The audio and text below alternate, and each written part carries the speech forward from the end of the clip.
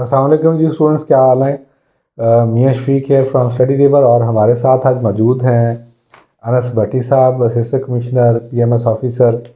PMS officer तो हैं ही और माशाल्लाह से सीएसएस में भी आईआरएस में एलोकेट हुए थे, लेकिन उन्होंने प्रेफर किया पीएमएस को ज्वाइन करना। उसके साथ साथ सर मेंटोर है और पीएमएस को और सीएसएस के स्टूडेंट्स को ऐसे फिज़िक्स एंड पब्लिक हेल्थ पढ़ा रहे हैं। और आज सर जो है ना बहुत खुश हैं। ठीक है, तो सर से हम जानते हैं कि सर आपकी खुशी की इतनी क्या वजह है। सर खुशी की वजह यह है कि 2 साल से मैं फिजिक्स पढ़ा रहा हूँ। ठीक है, और 2 साल से अल्हम्दुलिल्लाह पेपर टारगेट हो रहा है। ठीक है सही है, सीएसएस का। ठीक है, तो इस दफ़ा जो है वो दोबारा से वापसी हुई है। ठीक है, कम बैक किया पीएससी ने दोबारा नॉर्मल रूटीन पे, ख़ास तौर पे फिज़िक्स 1 में और आम तौर पे फिज़िक्स 2 में। सही है, फिज़िक्स 1 का paper was like a walk in the park. ठीक है। तो आई एम एक्सपेक्टिंग कि इंशाल्लाह students will score 80s 90s, वाह, 96 93 पीएमएस में भी थे, तो इंशाल्लाह इसमें भी उम्मीद है कि आएंगे, इतने गुड हो गया, आने चाहिए। अच्छा, आप ये भी मुझे मतलब जब पहला पेपर आया तो आपकी मुझे कॉल आई थी, फिर हमारा जब आपस में रब्ता हुआ यू आर वेरी हैप्पी। तो आपने एक बात वहाँ पे भी की एक, सर मैंने फील्डिंग भी बड़ी सेट की हुई थी। तो फील्डिंग आपने क्या लगाई हुई थी, पहले ये तो बताया ना। सर फील्डिंग मैंने ये लगाई हुई थी कि देखें कि कोई भी सब्जेक्ट हो उसकी तैयारी का तरीकाकार ये है कि उसका लेंथ ऑफ सिलेबस है एक, और एक डेप्थ ऑफ सिलेबस है। लेंथ ऑफ सिलेबस तो हम मोर और लेस कवर करवा देते हैं। हाँ, मतलब टॉपिक तो सारे कवर कर लेते हैं। दूसरी होती है डेप्थ ऑफ सिलेबस, उसमें भी कोशिश की जाती है कि रीजनेबल अमाउंट में डिग इन किया जाए टॉपिक्स को। लेकिन इनमें से कोई एक क्वेश्चन भी ऐसा नहीं था जो मैंने क्लास में जिसका नाम ना लिया हो, मतलब को डिस्कस ना किया। हाँ, अब इसमें पेपर 2 में ही क्रिस्टल्स पे क्वेश्चंस आया है। अब मैं आई was expecting question on crystallography, this is not mentioned in the syllabus, और मैंने क्रिस्टल्स की कुछ डायमेंशंस को टच किया।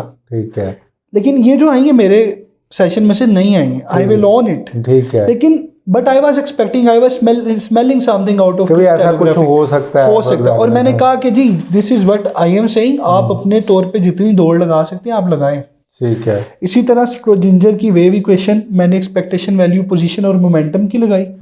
उसने एक्स और पी की मैंने करवाई, उसने एक्स की भी दे दी, पी की भी दे दी, एक्स स्क्वायर की भी दे दी, पी स्क्वायर की भी दे दी। वंडरफुल। तो he who ever have understanding of the topic वो इसको भी आसानी से करेगा। सही है, ठीक है। उसके बाद मैंने हाइड्रोजन एटम का स्पेक्ट्रम करवाया। उसमें एनर्जी का एक फॉर्मूला लगता है कि अगर n नंबर पे n लेवल पे बैठा हुआ है तो ये है। उसने कहा जी 109 से 108 पे आया, तो कितनी एनर्जी रिलीज हुई। तो आपने 109 लगा के एक एनर्जी निकालनी थी, 108 से दूसरी, दोनों को डिफरेंस करना था, तो ये एनर्जी रिलीज हुई। तो दिस वाज बेसिक, छोटे छोटे कंसेप्चुअल थी।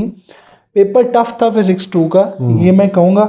लेकिन जिसने भी थोड़ा सा इसको जो कहते हैं ना कि reading between the lines of the syllabus वो किया था, उसके लिए बड़ा अच्छा। अब एक और चीज़ भी थी जो हमारी डिस्कशन हो रही थी कि पहले एक वो ट्रेंड होता था कि पेपर 2 के क्वेश्चन पेपर 1 में पूछ लेते थे और पेपर 1 के पेपर 2 में। तो ये इस तरह का पैटर्न इस दफ़ा भी इसमें फॉलो हुआ है या कि वो चेंज है? और what you perceive for the next year students के यही ट्रेंड चलेगा या क्या होगा? सर जो मैंने अभी लास्ट सेशन रिसेंटली चलाया था उसमें हमारी तैयारी ये थी कि फिजिक्स 3 भी पूछेगा ना फिजिक्स 1 में, तो आप you remain totally prepared for everything. हमने 22 के ट्रेंड पे की थी। सही है। ये नहीं कि पिछला ट्रेंड छोड़ दिया था, वो हमारा हलवा था, वो हम करके निकल गए। अब उसने पेपर 1 तो टोटली प्योर अपने पेपर 1 पे ही आ गया। वेक्टर्स में से सवाल स्किप हो रहे थे, आने लग गए। न्यूटोनियन मैकेनिक्स का स्किप हो रहे थे, आने लग गए। फ्लूइड मैकेनिक्स का स्किप हो रहा था, तो वो बेसिकली रूटीन पे वापस आया। स्टिल उसने जो टॉपिक्स हिट किए हैं वो थोड़े से डीप जाके किए हैं, लेकिन कहने की बात वो ये कि जो थोड़ा सा अभी मेंटली प्रिपेयर था ना कि यार फिजिक्स ये, तो इट इज़ इजीली 150 वाला पेपर ये कहीं पे भी नहीं गया अगर किसी ने तरीके से पढ़ा है तो इजीली। सही है। अच्छा, वैसे तो स्टूडेंट जो है वो मेरा एक बड़ा कंसल्टेड ओपिनियन होता है कि जब सब्जेक्ट सिलेक्शन होती है ना, कभी अगर इंजीनियरिंग बैकग्राउंड का कोई बच्चा आता है तो मस्ट से कि भी आप फिजिक्स ऑप्ट करें या स्टैट मैथ अगर आप कर सकते हैं तो वो आप ऑप्ट करें। इसी तरह से आप अगर अकाउंटिंग या कॉमर्स बैकग्राउंड से हैं तो आप अकाउंटिंग ऑडिटिंग या कॉमर्स और प्लस मर्केंटाइल वगैरह आप कर सकते हैं। खैर, इसी पे मैं सर से पूछूंगा कि सीएसएस और पीएमएस में दोनों में फिज़िक्स शामिल है। एक तो थोड़ा सा सिलेबस के मतलब बता दें कि कोई डिफरेंस भी है बहुत ज़्यादा, and what do you suggest के स्पेशली अभी पीएमएस का एग्ज़ाम पॉसिबल ही हो सकता है 3-4 महीने के अंदर आ जाए, तो उसके लिए बेस्ट कम्बिनेशन क्या रहेगा फॉर द इंजीनियर्स और जो ये फिजिकल साइंसेस के स्टूडेंट्स हैं? सर मैं तो चूँकि मैं खुद भी इंजीनियर हूँ, तो मैं ये कहूँगा कि इंजीनियर्स के लिए आई वुड सजेस्ट कि आपके 2 ग्रुप्स, एक में फिजिक्स आपको लाजमी ऑप्ट करनी चाहिए, दूसरा स्टेटिस्टिक्स। ये दोनों कॉम्बिनेशंस के साथ अगर आप चाहते हैं और तैयारी अच्छी करते हैं, you can easily score 160-170 in each, PMS में ख़ास तौर पे। और पर्टिकुलरली फिजिक्स से मुतालिक जो सिलेबस का डिफरेंस है वो सिर्फ इलेक्ट्रॉनिक्स एक पार्ट है पेपर 2 में, जो कि पेपर 2 में इलेक्ट्रॉनिक्स ज़्यादा है पीएमएस के सिलेबस में, और मॉडर्न फिजिक्स सीएसएस के सिलेबस में ज़्यादा है। लेकिन अगर हम एरियाज़ की बात करेंगे तो वो 95-97% सेम है, मतलब वो दोनों साइड एक सवाल कोई ऐसा हो सकता है कि जो ओवरलैप ना करता हो। और फिजिक्स इज़ मोर, उसका जो पेपर है that is more easy in PMS, easy to score in PMS. इस साल भी 161-162 आए हैं with 96 in physics 1, with 93 in physics 1, 91 in physics 1। Wonderful। So ये 90s अभी कहने में तो वो मैं बार बार बोला तो साल competitive spirit के अंदर 90 marks is something else। 90 number लेना बहुत मतलब बिग गेम। हाँ जी, तो 80s भी नहीं 90s की बात कर रहा हूँ मैं, तो लोगों के आए हैं।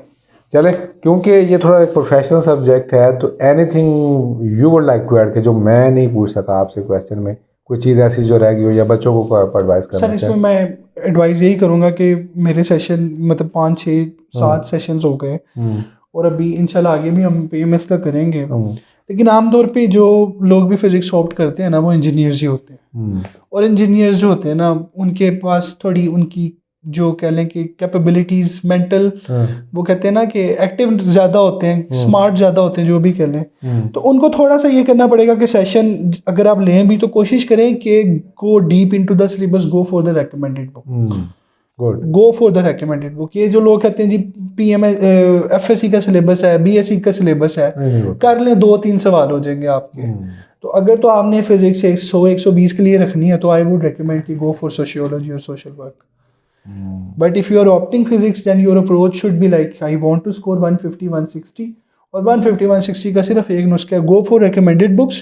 टीचर 10 बातें बता रहे हैं, आप 15 पढ़े। Wonderful। क्योंकि जो भी पढ़ाते हैं या सेशन करते हैं that is meant for the average student, कि 130-140 आ जाए। जो लेकिन उस पे सोने पे सुहागा तो बच्चों ने सारी बात वो जाहिर है बच्चों ने खुद करना, स्पून फीडिंग तो नहीं होती इस लेवल पे ना। चलिए स्टूडेंट्स, आप के अगर कोई क्वेश्चंस हैं तो वो कमेंट्स में लाजमी लिखिएगा। आई वुड रिक्वेस्ट अनस साहब के वो लाजमी कमेंट्स को मॉडरेट कर दें एटलीस्ट फर्स्ट 1 or 2 डेज़ के, जो बच्चे के क्योंकि प्रोफेशनल क्वेश्चंस होंगे। और आप हमारे दिए गए नंबर पर रब्ता भी कर सकते हैं अगर आप फिजिक्स वगैरह की कोचिंग लेना चाहते हैं हमारे से। हमें अपनी दुआ में याद रखिएगा सर। बहुत बहुत शुक्रिया आपका। जज़ाकल्लाह सर। थैंक यू स्टूडेंट्स, अल्लाह हाफिज़।